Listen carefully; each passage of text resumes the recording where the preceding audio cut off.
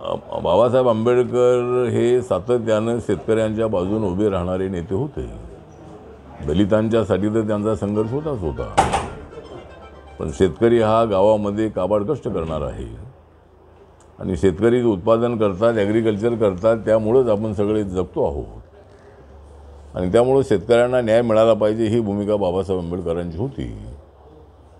आणि या कृती विरोधी आंदोलनामध्ये जे अनेक लोक सहभागी झाले होते त्याच्यामध्ये जवळजवळ 1932 ते 1939 या काळामध्ये जवळजवळ 7 वर्ष हे आंदोलन चालू होतं. आणि कसेल त्याची जमीन अशा पद्धतीची मागणी त्यावेळेला होती. आणि नंतर 1964 रिपब्लिकन पार्टी ऑफ इंडियाच्या वतीने दादासाहेब गायकवाड यांच्या नेतृत्वाखाली एक आंदोलन झालं होतं आणि भूमिहीनांना जमीन मिळाली पाहिजे, भूमिमुक्ती आंदोलन. आणि त्यामध्ये रिपब्लिकन पक्षाची मागणी होती की कसेल त्याची जमीन, पण नसेल त्याचं काय, कसेल त्याला जमीन मिळालीच पाहिजे. पण ज्यांच्याकडे जमीन नाही अशा लोकांनाही जमीन मिळाली पाहिजे, शेतमजुरांना जमीन मिळाली पाहिजे, ही मागणी त्या काळामध्ये रिपब्लिकन पक्षाची होती.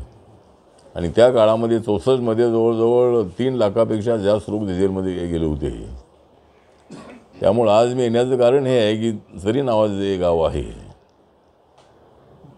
आपले शेतकरी कामगार पक्षाचे नेते जयंत पाटील आपले चांगले मित्र आहेत, जरी ते पॉलिटिकली आमच्यासोबत नसले तरी 2009 रिपब्लिकन पार्टी ऑफ इंडिया आणि शेतकरी कामगार पक्ष, समाजवादी पक्ष, जनता दल, CPI, CPM, RPIचे गट अशी आम्ही रिपब्लिकन लेफ्ट डेमोक्रेट बनवली होती.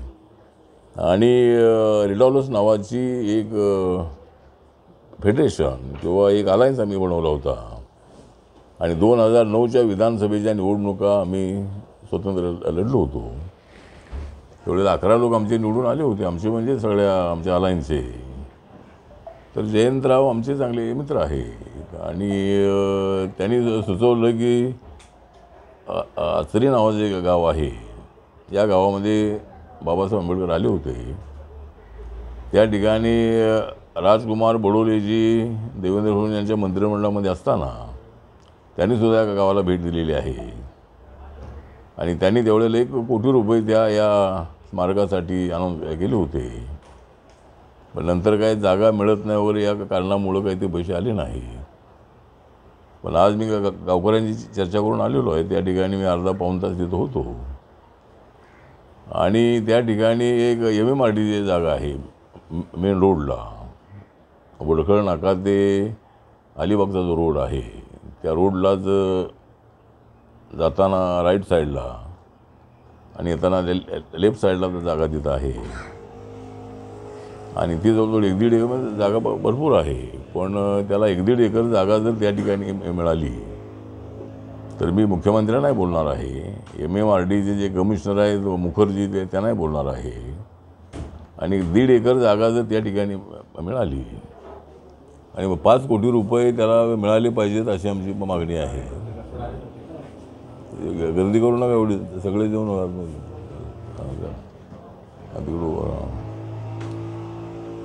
तर या स्मारकासाठी 5 कोटी रुपये मिळाले पाहिजेत अशी माझी सूचना आहे. आणि तसं मी पत्र मुख्यमंत्र्यांना लिहिणार आहे.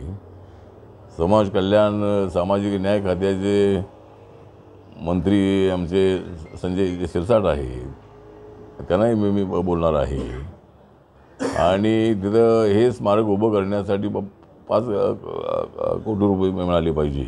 आणि त्या ठिकाणी भव्य असा हॉल आहे, त्यानंतर लायब्ररी आहे, मेडिटेशन सेंटर आहे.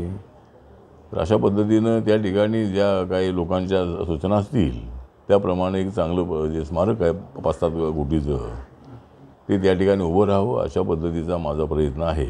आणि त्यासाठी आज मी इथं आलो होतो. आणि त्या पद्धतीनं आता एक तर हवा जी आहे ती हवा जशी आता अलिबागची हवा चांगली आहे तशी आमच्या महायुतीची हवाही चांगली आहे. म्हणजे आम्हाला विधानसभेमध्ये आमच्या बाजूने हवा होती आणि आम्हाला 237 जागा मिळालेल्या आहेत. आणि विरोधक जे आहे ते महाविकास आघाडीच्या स्वप्नामध्ये राहिली. महाविकास आघाडी ही लोकसभेच्या निकालावरून एकदम गुरमीमध्ये होती आणि आम्ही विधानसभा जिंकणारच.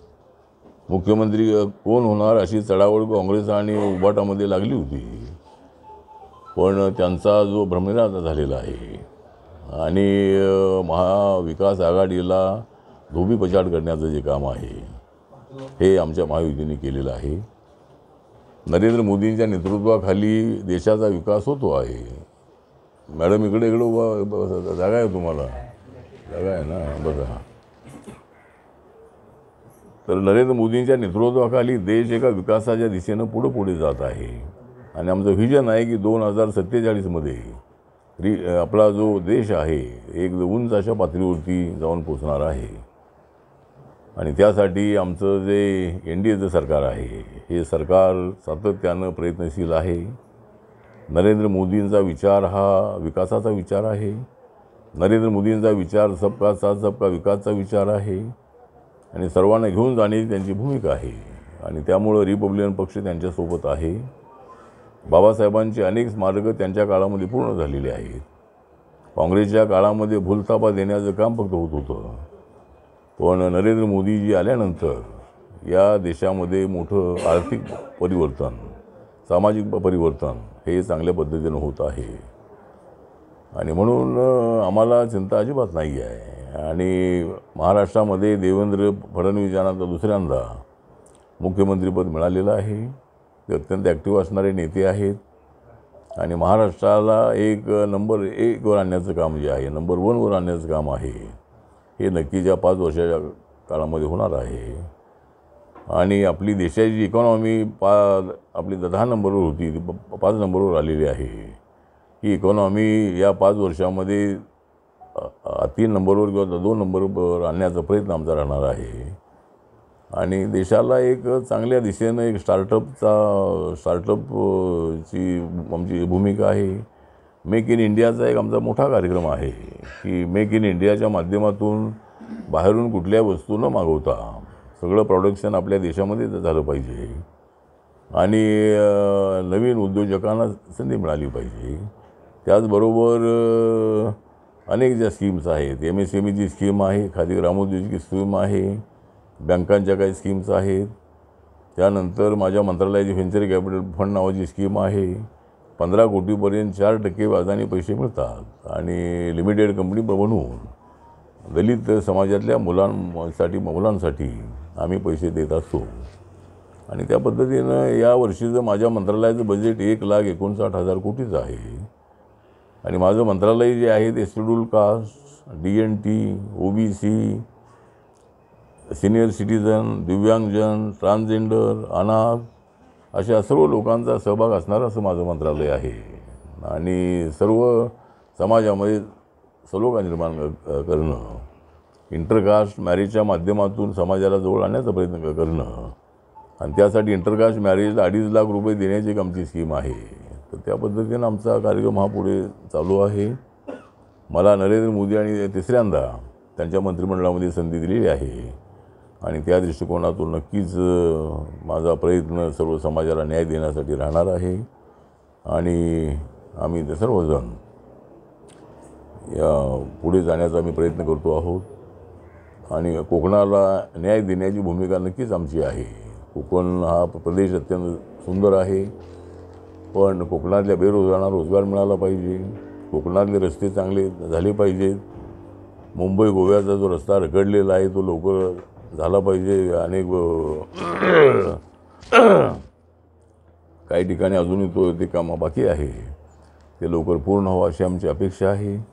आणि कोकणामध्ये काही उद्योग आले पाहिजे. जर कोकणाचा विकास करायचा असेल किंवा मुंबई पुण्याकडे जाणारी जी काही गर्दी आहे ती थोडीच रोखायची असेल, लोक जे तरुण जातात त्यांना आपल्याच भागामध्ये संधी मिळावी यासाठी काही उद्योग इथं आले पाहिजे. त्यासाठी मी प्रयत्न करणार आहे. उदय सामंत आमचे उद्योगमंत्री आहेत, ते रत्नागिरीचे आहेत, ते सुद्धा यासाठी प्रयत्नशील आहे.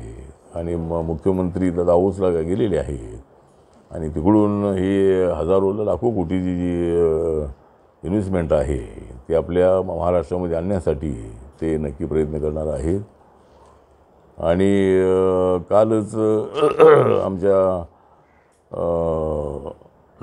डोनाल्ड ट्रम्प जे आहे ते रिपब्लिकन पार्टीचे आहेत आणि माझी रिपब्लिकन पार्टी आहे, त्यामुळं ते अमेरिकेचे अध्यक्ष बनलेले आहेत. त्यांना माझ्या शुभेच्छा आहेत. आणि भारत आणि अमेरिकेचे संबंध चांगले सुदृढ होतील आणि भारताच्या विकासामध्ये नक्कीच अमेरिकेचा सहभाग चांगला असेल अशी आपल्याला अपेक्षा आहे. आणि भारत आणि अमेरिकेचे संबंध अजूनही चांगले होतील, कारण नरेंद्र मोदी आणि डोनाल्ड ट्रम्प यांचे संबंध अत्यंत चांगले आहेत आणि त्यासाठी नक्कीच आपल्याला भारताला विकासाच्या दिशेनं पुढे घेऊन जायचं आहे.